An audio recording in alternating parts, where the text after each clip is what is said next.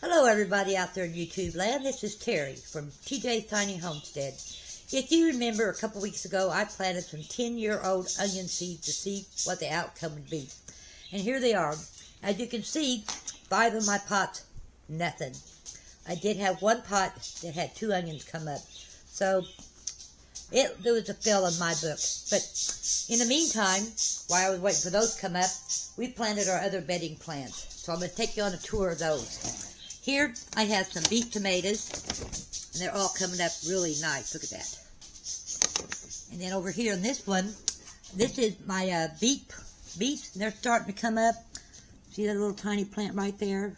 So that's good.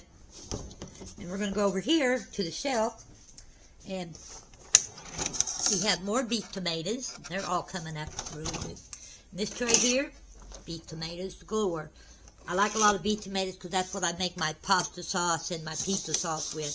And this here, this is cabbage. And I will have to thin these out, but I want to make sure I had enough come up because I'm going to make some coleslaw base this year when I do my canning in the fall.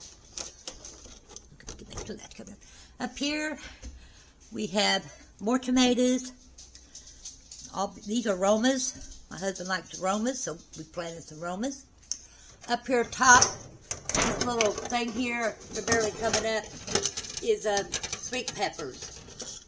The long ones, so they're coming up slowly. And these are our bell peppers. Bell peppers. Bell peppers. Bell peppers. One here's got bell peppers in it too. I'm not going to take the lid off. But as you can see, they're doing really good. We had one pot. We had to replant a tomato seed down here, and it's finally coming up. So, anyway, that's the start of our bedding plants. So I hope you take initiative and get your bedding plants going.